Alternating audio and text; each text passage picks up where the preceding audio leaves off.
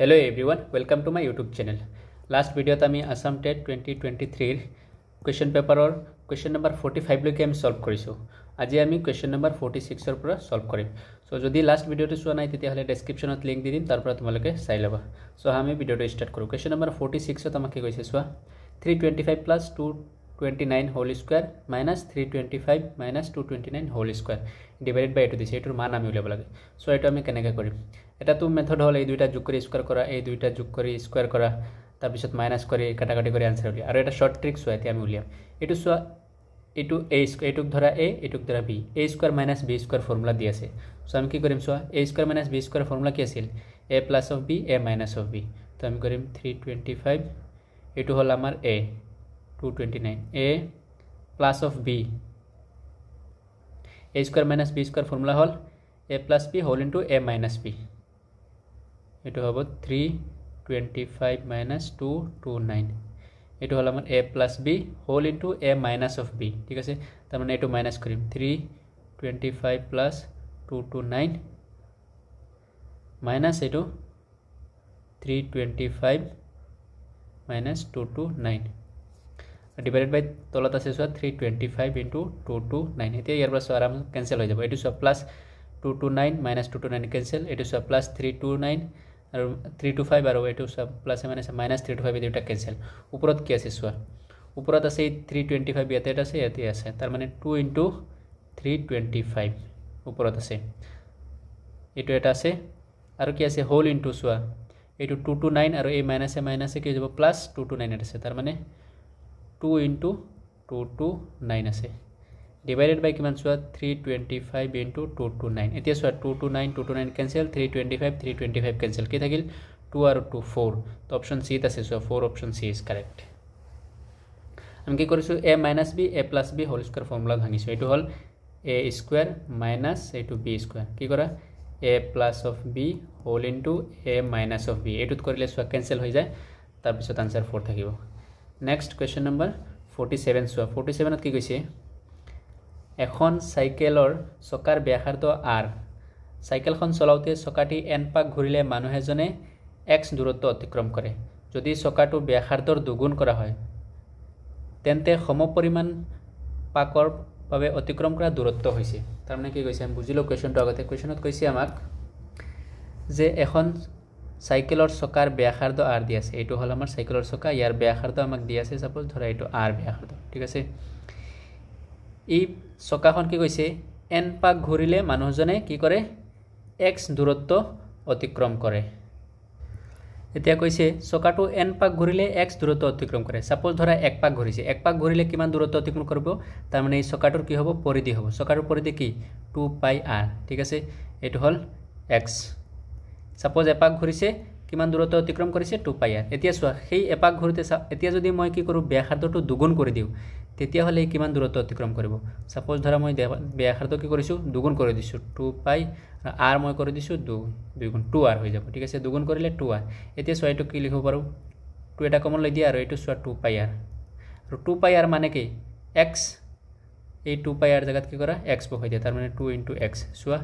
যদি ব্যাসাৰ্ধ দুগুণ কৰি দিয়া তেতিয়ালে কিমান দূৰত্ব অতিক্ৰম কৰিব 2x দূৰত্ব অতিক্ৰম কৰিব অপশন ডি আছে so option D is correct একেবাৰে ইজি তাৰ পিছৰ সোয়া 48 দিছে 48 ত কি কৈছে অধিবৰ্ষ নোহোৱা কোনো এক বৰ্ষৰ 1 জানুৱাৰী দিনটো এটা শুক্ৰবাৰ হয় বৰ্ষটোৰ 100তম দিনটোৰ বাৰ হ'ব ঠিক আছে অধিবৰ্ষ নোহোৱা তাৰ মানে লিপ ইয়াৰ তাৰ মানে ফেব্ৰুৱাৰী মাহটো কি হ'ব 28 দিনীয়া হ'ব 29 দিনীয়া নহয় ঠিক আছে এতিয়া সোয়া 1 জানুৱাৰী দিনটো কৈছে শুক্ৰবাৰ এতিয়া আমি জানো 7 দিনে কি হয় এক সপ্তাহ হয় ঠিক আছে এতিয়া এই 7 দি কি কৰা একক ভাগ দি দিয়া 7 দি একক ভাগ দিলে ভাগশেষ কিমান থাকে সোয়া 7 দি যদি আমি 14 বাৰ দিও তেতিয়া হলে কি হ'ব 98 হ'ব ঠিক আছে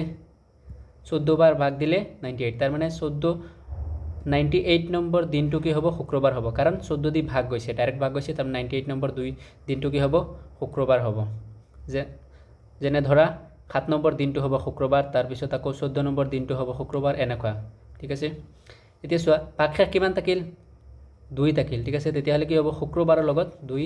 আৰু 2 দিন এড কৰি দিয়া শনিবাৰ তাৰ পিছত ৰবিবাৰ অপশন বি আছে সোয়া অপশন বি ইজ কাৰেক্ট এনেকুৱা যিমান দিন কব কি কৰিবা 7 দি ভাগ দিবা আৰু বাকশেষ যিমান থাকিব সেইটো সেই কিমান দিন এই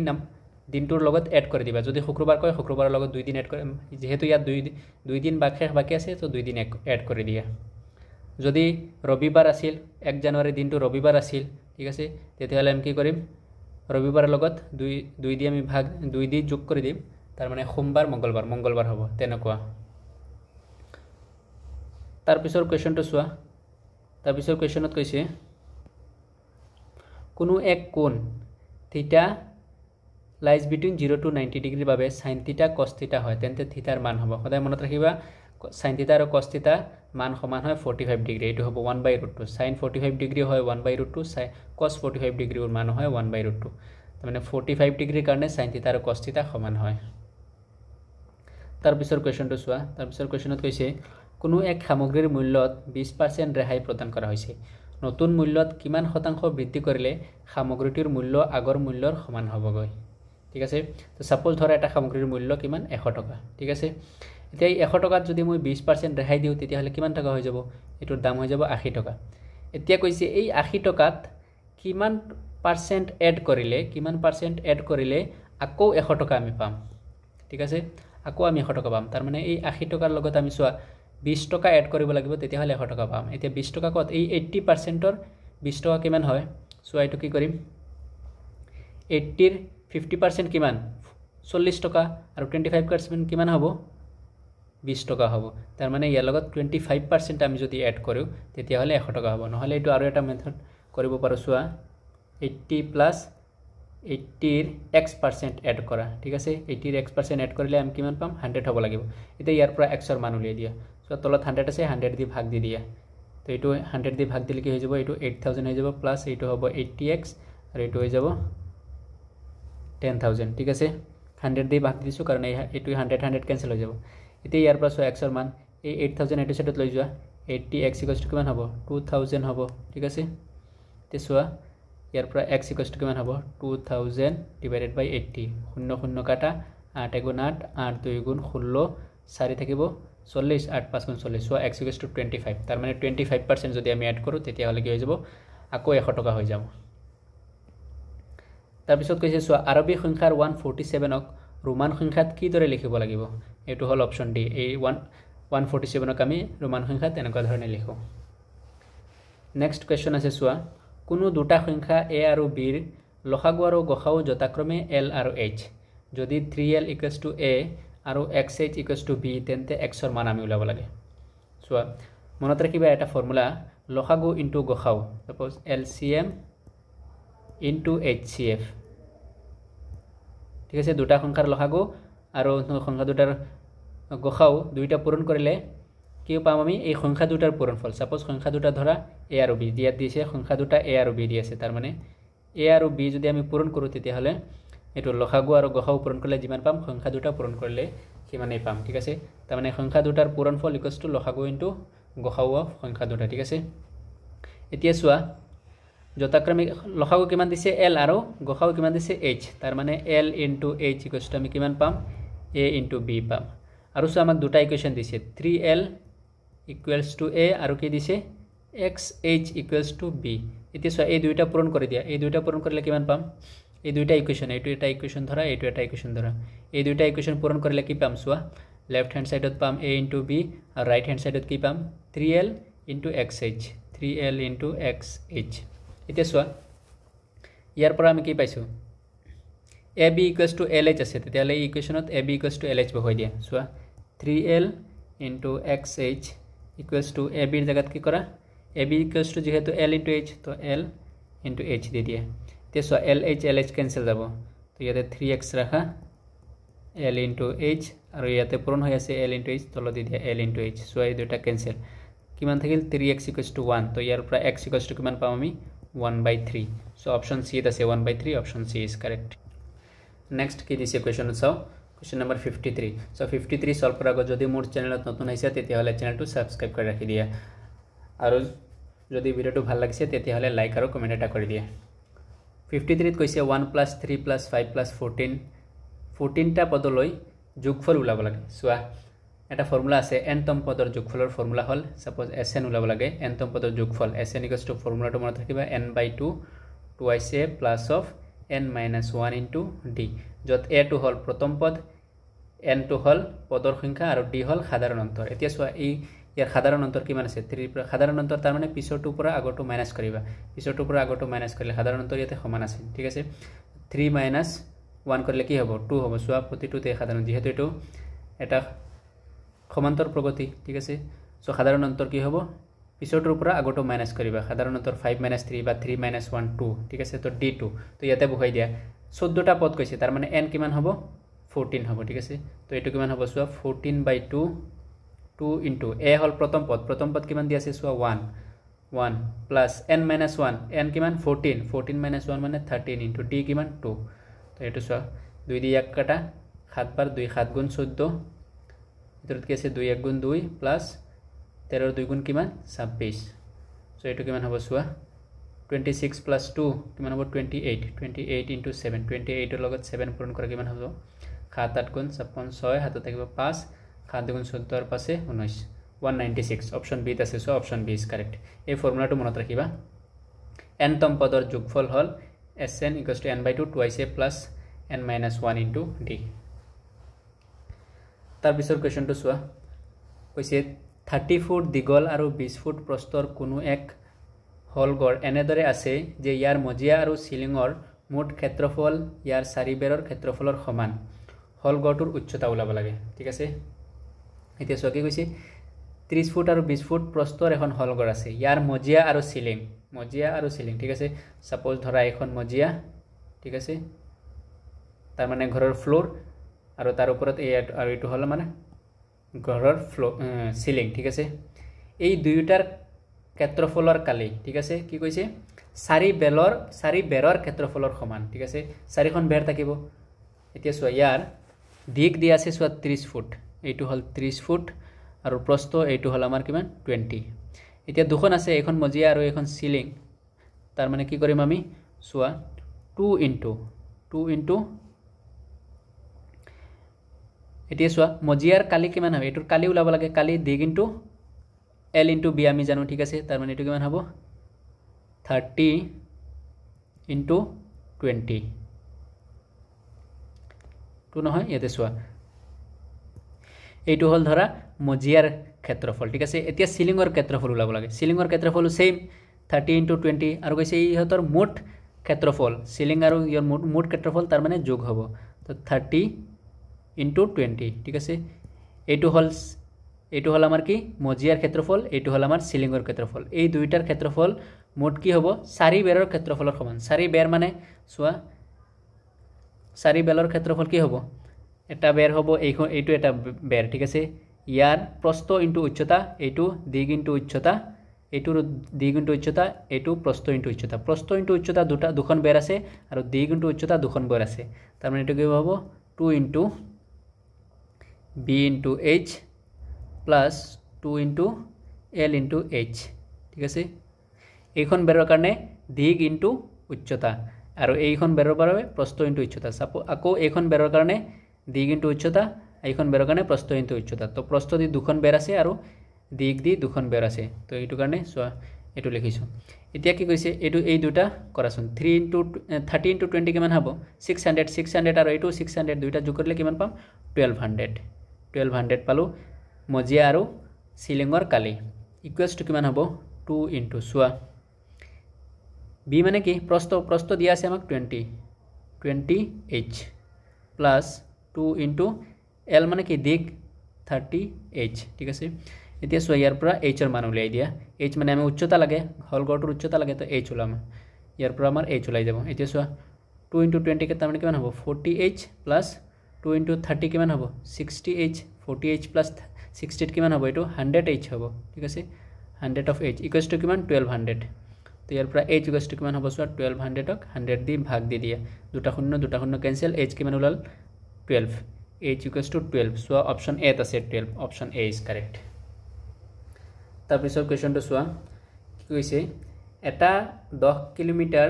দৈৰ্ঘ্যত থকা মুঠ সেন্টিমিটাৰৰ সংখ্যা হৈছে তাৰ মানে 10 কিলোমিটাৰক সেন্টিমিটাৰত আমি নিব লাগে এতে চোৱা আমি জানো 100 সেন্টিমিটাৰে 1 মিটাৰ হয় ঠিক আছে আৰু কি হয় 1000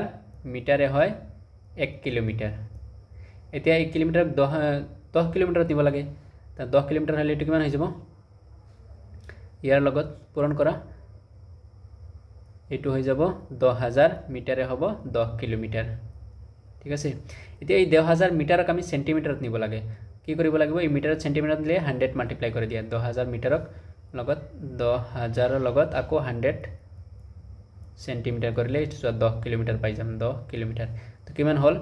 কেইটা শূন্য আছে সো এটা দুটা তিনটা চাৰিটা পাঁচটা ছয়টা তাৰ মানে 10 টু দ্য পাৱাৰ 6 হ'ব ঠিক আছে সেন্টিমিটাৰত নিলে সেন্টিমিটাৰ হৈ গৈছে 10 to the power 6 option D আছে so option D is correct তাৰ পিছত সোৱা 56 ত কি কৈছে x square minus x minus 2 আৰু x স্কয়াৰ minus 4 এই দুইটাৰ গখাও কৈছে 2 তেন্তে x ৰ মান আমি লব লাগে সো এটো এটা বহুপদ আমাক দি আছে সো এটোক আমি কি কেনেকৈ লিখিব পাৰো x square minus x minus 2 ইয়াক আমি লিখিব পাৰো so x minus x so eto minus 2x plus x minus of 2 te so yar pra x common lobo paro x square x common lole am ki likhbo paro x minus of 2 aru x minus of 2 so yate plus 1 ase plus 1 diye etia so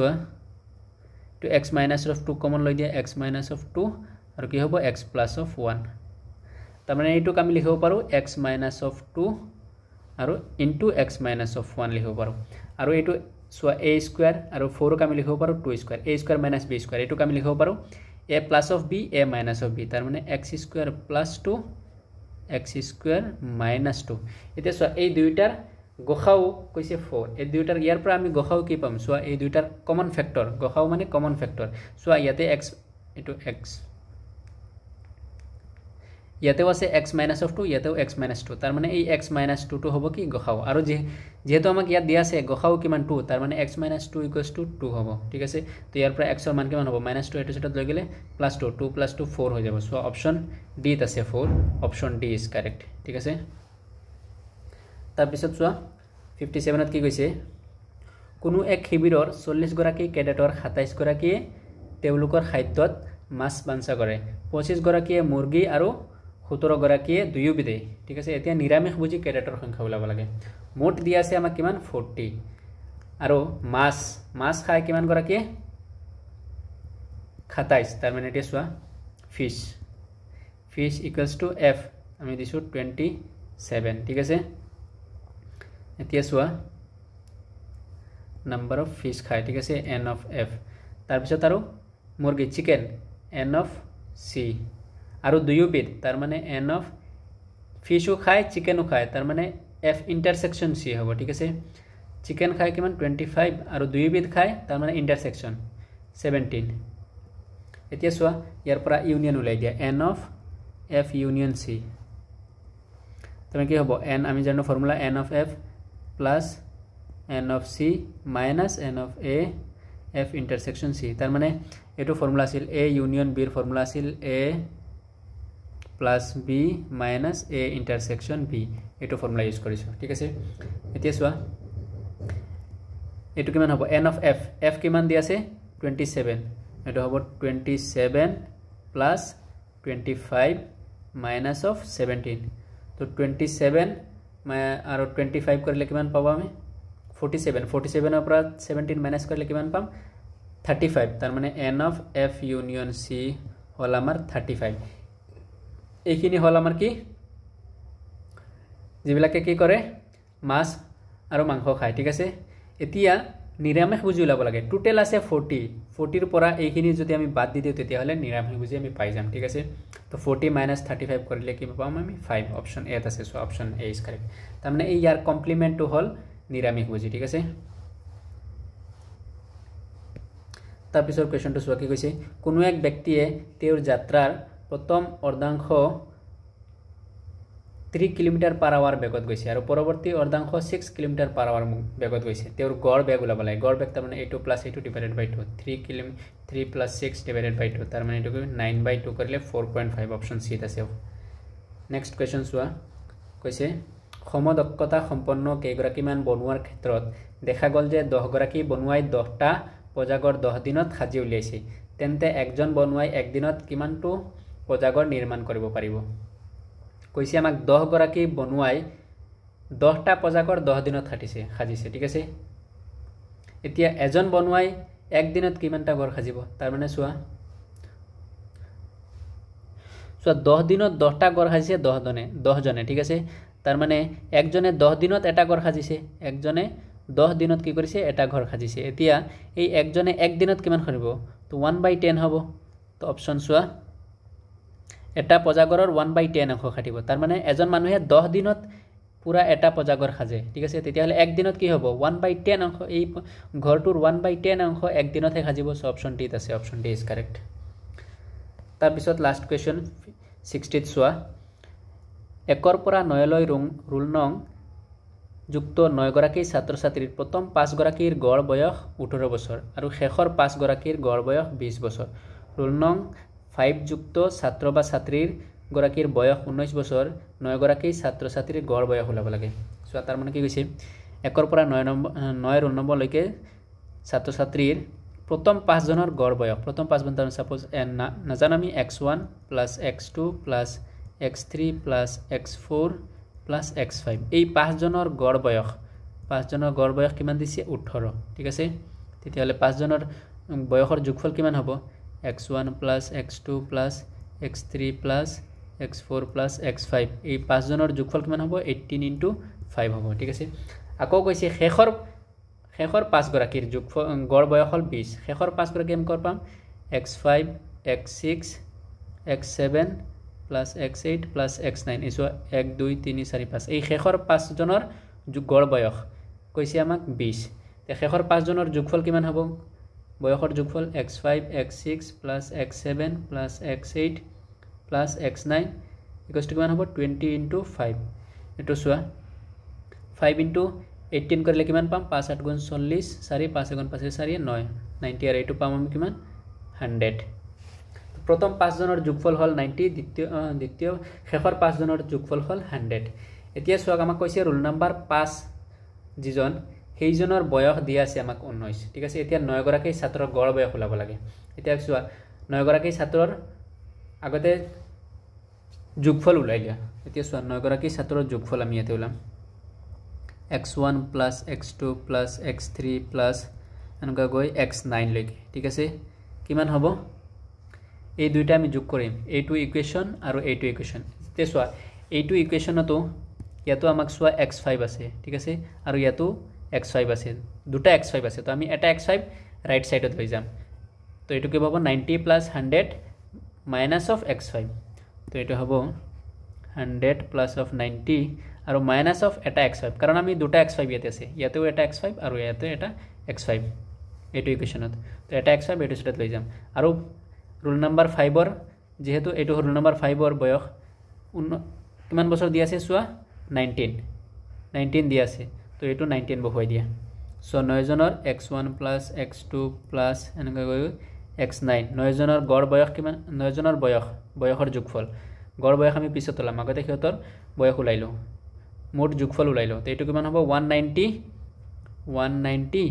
- of এটো কিমান 19 190 - of 19 কিমান হ'ব 171 এতিয়া চোৱা 9 জনৰ মোট বয়স 171 আৰু গড় বয়স কিমান হ'ব তো 171 / 9 কৰি দিয়া সো 9 * 9 9 2 গুণ কিমান 18 না যায় তো 9 * 9 কিমান থাকিব 8 81 9 9 * 81 কিমান হ'ব 19 বছৰ গড় বয়স কিমান হ'ব 19 বছৰ চোৱা অপচন বি আছে option B is correct so যদি ভিডিওটো ভাল লাগিছে তেতিয়ালে চেনেলটো সাবস্ক্ৰাইব কৰি ৰাখি দিয়া নেক্সট ভিডিওত আমি আৰু এখন কোৱেশ্চন পেপাৰৰ সলিউশন লৈ আহিম থ্যাংক ইউ